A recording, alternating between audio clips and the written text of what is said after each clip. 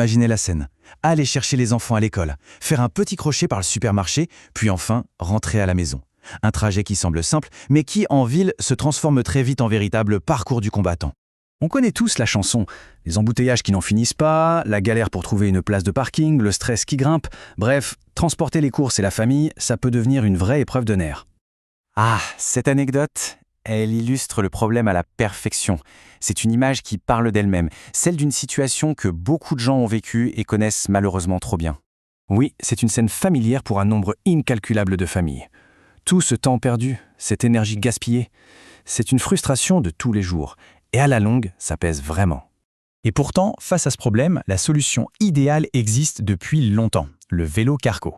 Mais voilà, il y a toujours eu un « mais » et un gros « le prix ». Le ticket d'entrée a longtemps été un obstacle majeur, réservant cette super solution à une petite minorité. Mais attention, il se pourrait bien que les choses soient en train de changer. Radicalement.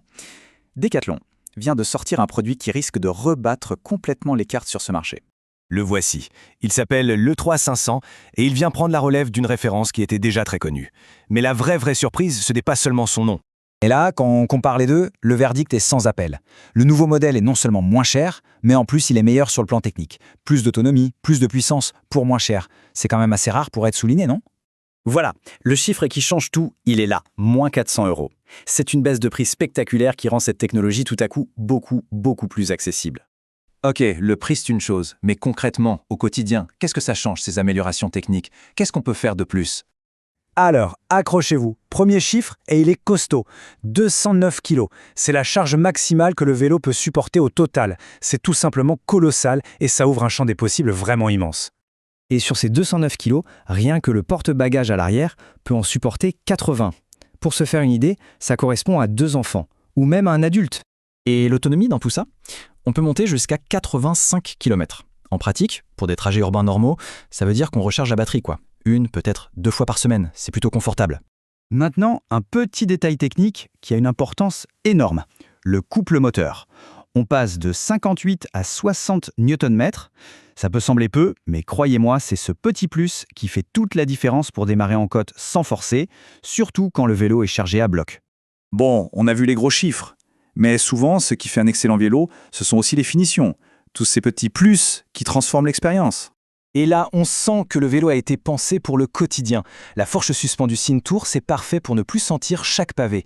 L'éclairage qui s'allume tout seul, c'est un souci en moins. Et l'antivol de cadre, waouh, ça, c'est juste génial pour l'arrêt de 30 secondes à la boulangerie.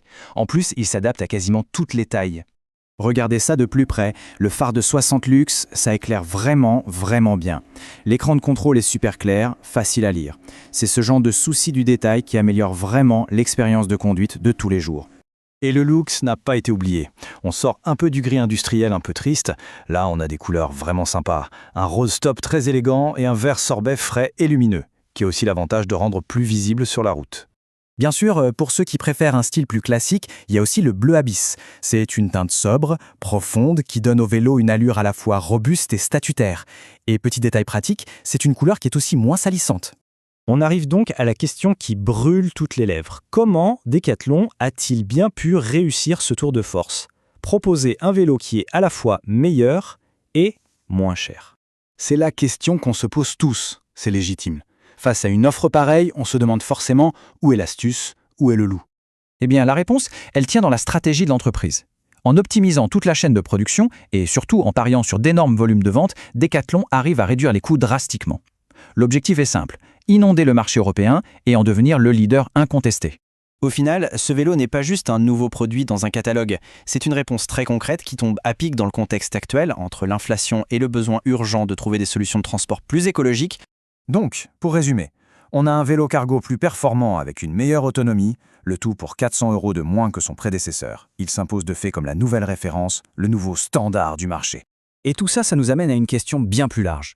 Avec une offre aussi complète et surtout aussi accessible, est-ce que ce genre de vélo ne pourrait pas, pour de bon, devenir l'alternative crédible à la deuxième voiture pour de très nombreuses familles? Le débat est ouvert.